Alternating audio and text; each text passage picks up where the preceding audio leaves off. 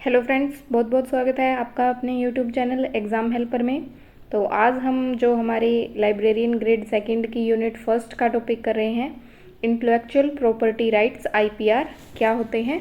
सबसे पहले ये जानेंगे कि इंटेलेक्चुअल जो प्रॉपर्टी होती है असल में वो क्या होती है और फिर उसका क्या अधिकार है, उसके उद्देश्य और हिस्ट्री जो उसकी कन्वर्सेशंस हुई थी कुछ बर्न में और पेरिस में, उनके बारे में जानेंगे।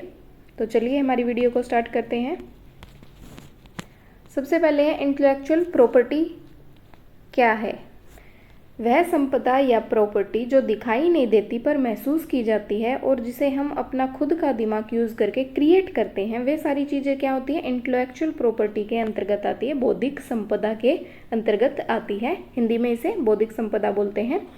जैसे किसी नई वस्तु को बनाने के लिए एग्जाम्पल है, हम कोई नई चीज़ बनाते हैं, कुछ इवेंट करते हैं, तो उसके पीछे जो टेक्निक्स है, जो साइंस है, वो हमने अपने खुद का आविष्कार होता है, हमने अपना दिमाग खुद से लगाया होता है। तो वो हमारी क्या है, इंटेलेक्चुअल प्रॉपर्टी होती है, बौद्धिक संपदा होती है। और इसी को अगर हम गवर्नमेंट द्वारा रजिस्टर करवा लेते हैं तो वो हमारा राइट हो जाता है, इंटेलेक्चुअल प्रॉपर्टी राइट हो जाता है। ठीक है, अपने माइंड की कोई क्रिएटिविटी को रजिस्टर करवाना गवर्नमेंट के थ्रू, तो वो हमारा आईपीआर इंटेलेक्चुअल प्रॉपर्टी राइट हो जाता है। ठीक है, यही इसमें हमारी एक डेफिनेशन के थ्रू हम थोड़ा समझते हैं। Intellectual property right IPRs are a set of right that protect intangible creations of the human mind such as innovations, designs and creative content. जो ह्यूमन माइंड के द्वारा जो क्रिएट किया गया इन्वेंशन है, डिज़ाइन है, क्रिएटिव कंटेंट है, वो सब क्या है, इंटेलेक्चुअल प्रॉपर्टी होता है। IPR are important for the development and distribution of new products and services are they can help small and medium size business compete with large companies. जो IPR है उसमें क्या है, वो जो स्मॉल बिजनेस है उनको बड़े जो कंपनीज हैं उनसे कम्पिटिट करने में मदद करता है थ्रू टू नए products and services. Okay, next है, ये कौन से जो आईपीआर हैं या कहें तो आईपीआर के पार्ट्स हैं जो हमारी इंटेलेक्चुअल प्रॉपर्टी है उसके अंतर्गत आते हैं। तो इंडिया में मेनली क्या है, 7 टाइप्स ऑफ आईपीआरस हैं।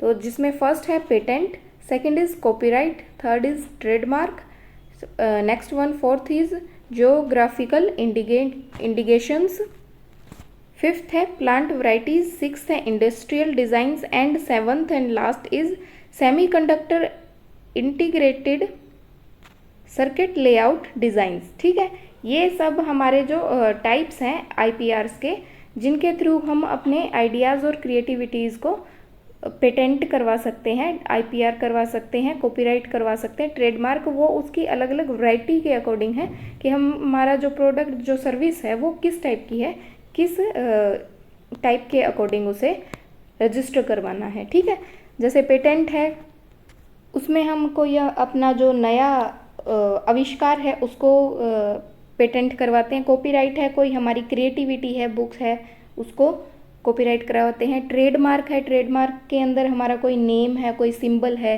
स्पेसिफिक, उसको ट्रेडमार्क करवाते हैं।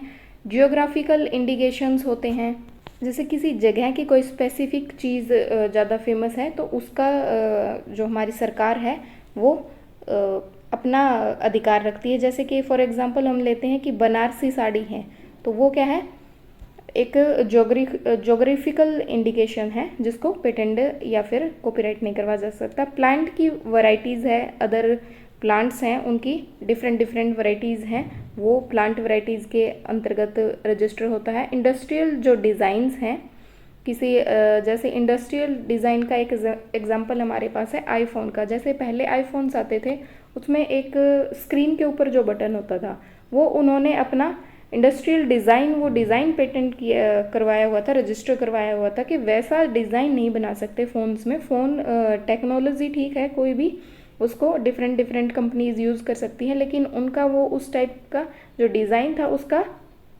रजिस्ट्रेशन था, उसकी कॉपी नहीं कर सकते थे, ठीक है। तो इंडस्ट्रियल डिज़ाइंस है। Semiconductor integrated circuit layout designs है, जो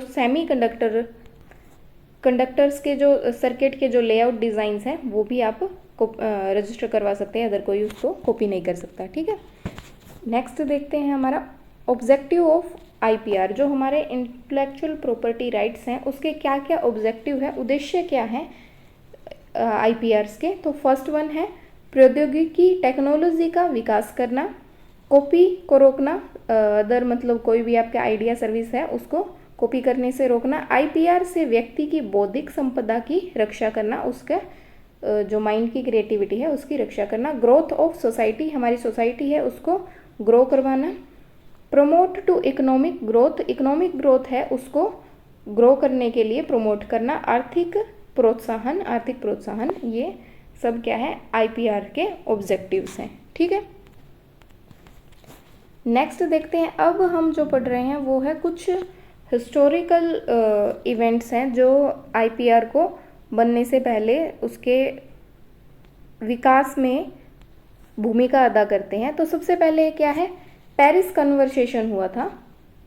तो फर्स्ट देखते हैं Paris convention for the protect of industrial property. Industrial जो बौद्धिक हमारी औद्योगिक संपदा है, इंडस्ट्रियल औद्योगिक जो संपदा है, औद्योगिक,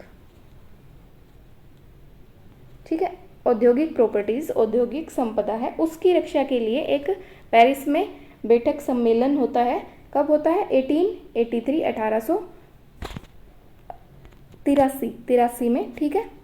तो इसके मेन उद्देश्य थे, इसमें क्या क्या निर्णय लिए गए थे। यह केवल औद्योगिक संपत्ति से संबंधित है, इसमें केवल पेटेंट और ट्रेडमार्क हैं वही शामिल थे। यह अंतर्राष्ट्रीय व्यापार के विभिन्न सिद्धांतों जैसे राष्ट्रीय व्यवहार, प्राथमिकता का अधिकार, सामान्य नियम आदि को मान्यता देने वाली पहली संधियों में से एक थी, ठीक है। फर्स्ट संधि थी पेरिस की संधि, जिसके अंतर्गत पेटेंट एंड ट्रेडमार्क के लिए अनुमति दी गई थी, और ये कब हुई थी, 1883 में। नेक्स्ट देखते हैं, नेक्स्ट हमारी हुई थी बर्न की जो संधि है, बर्न की जो सम्मेलन है वो हुआ था। तो burn convention for the protection of literary and artistic work कब हुई थी, 1886 में। इसमें क्या है, इसमें कॉपीराइट प्रणाली प्रदान की गई थी। यह सुरक्षा का दावा करने के लिए किसी औपचारिकता का प्रावधान नहीं करता है। किसी भी रचना को सुरक्षा स्वचालित रूप से प्रदान की जाती है बशर्त कि कार्य मौलिक हो और संधि के तहत अन्य शर्तें पूरी करता हो। इस संधि के अनुसार मतलब जो आपका रचना है, जो आपके सर्विस है, उसको खुद से ही पेटेंट उसको सुरक्षा प्रदान की जाती है, रजिस्टर कर दिया जाता है। लेकिन शर्त क्या है कि जो ये संधि है उसकी टर्म एंड कंडीशन है उनको पूरा करता हो, और वो जो आपका वर्क है वो एथिकल हो, किसी के कॉपी किया हुआ ना हो। इसका मतलब क्या है कि आपका काम यदि मौलिक है तो पहले से ही सुरक्षित है, आप दावा कर सकते हैं कि आपके पास कॉपीराइट है, ठीक है। दो कन्वर्सेशन होती है, दो सम्मेलन होते हैं, एक पेरिस और एक बर्न, ठीक है। पेरिस की जो सम्मेलन है वो 1883 में होती है, और बर्न की जो कन्वर्सेशन है वो 1886 में होती है, ठीक है। फिर एक और हमारी सम्मेलन होती है 1893 में, 1893 में एक सम्मेलन होती है जिसमें जो हमारी बर्न कन्वेंशन और पेरिस कन्वेंशन थी उन दोनों को मर्ज करके एक बर्पी की स्थापना कर दी जाती है, या फिर यूँ कहें बर्पी एक ऑर्गेनाइजेशन बना दी जाती है। और बर्पी क्या थी, एक ऑर्गेनाइजेशन थी जिसका नाम बदल के बाद में क्या किया गया है, जिसको आज हम विपो के नाम से जानते हैं, वर्ल्ड इंटेलेक्चुअल प्रॉपर्टी ऑर्गेनाइजेशन। विपो की फुल फॉर्म क्या है, वर्ल्ड इंटेलेक्चुअल प्रॉपर्टी ऑर्गेनाइजेशन। तो इसका पहले नाम क्या था, बिरपी था, और 1967 में इसका नाम बदल के विपो कर दिया गया है, ठीक है। तो बर्न और पेरिस की जो सम्मेलन थे उनको मर्ज करके एक संस्था की स्थापना की गई जिसका नाम था बिरपी, और 1967 में इस बिरपी का नाम चेंज करके क्या कर दिया गया, विपो। ओके, समझ आ गई ये बात। अब यहाँ से हमारे जो आईपीआर है उसके अंदर एंट्री होती है वर्ल्ड इंटेलेक्चुअल प्रॉपर्टी को, विपो की ऑर्गेनाइजेशन की, ठीक है। तो अब नेक्स्ट वीडियो में हम जो हमारी विपो है उसके बारे में पढ़ेंगे। विपो की स्टार्टिंग अब हमने यहाँ से देख ली है, 1967 में बिरपी का नाम विपो कर दिया गया है। नेक्स्ट अभी हम देखते हैं आईपीआर से रिलेटेड कुछ इम्पोर्टेंट पॉइंट्स हैं। फर्स्ट वन है आईपीआर जो है article 27 of universal declaration of human rights में मेंशन है, ठीक है। आईपीआर का आर्टिकल है 27, universal declaration of human rights में इसे मेंशन किया गया है। नेक्स्ट है जो भारत में 1857 में जो बौद्धिक संपदा आईपीआर जो हमारा लागू हुआ है वो अधिकार ब्रिटिश का जो पेटेंट लॉ 1852 था उस पर आधारित है, ठीक है। या फिर यूँ कहे भारत में 1856 में जो आईपीआर लागू किया गया, बनाया गया, वो पेटेंट जो लॉ था हमारा 1852 उस पर ही आधारित है। नेक्स्ट है जो आईपी बौद्धिक संपदा है उसकी बिक्री संभव है, हमारी इंटेलेक्चुअल प्रॉपर्टी को हम बेच भी सकते हैं। वर्ल्ड इंटेलेक्चुअल प्रॉपर्टी डे है वो 26 अप्रैल को हर वर्ष मनाया जाता है। तो वर्ल्ड इंटेलेक्चुअल प्रॉपर्टी डे कौन सा है? 26 अप्रैल, 26 अप्रैल, ठीक है। तो आज की वीडियो यहीं पे समाप्त होती है। आज का टॉपिक थोड़ा सा छोटा है और अगर इसके साथ विपो भी अटैच है उसको ऐड करते तो वीडियो ज़्यादा लंबी होती। तो नेक्स्ट वीडियो में हम विपो के बारे में पढ़ेंगे, विपो की क्या क्या संधियां हैं, क्या क्या उसके पब्लिकेशंस हैं, उन सभी के बारे में हम पढ़ेंगे नेक्स्ट वीडियो में। यहाँ तक आपको कोई डाउट है तो कमेंट करके पूछ लीजिएगा और बाकी आप डिस्क्रिप्शन में दिए गए लिंक से आप ग्रुप्स को भी ज्वाइन कर सकते हैं। तो आज के लिए इतना ही। Thank you, have a nice day. और अपने वीडियो को प्लीज़ लाइक, शेयर एंड अपने दोस्तों के साथ शेयर करके चैनल को प्लीज़ से सब्सक्राइब कर दीजिएगा। Have a nice day.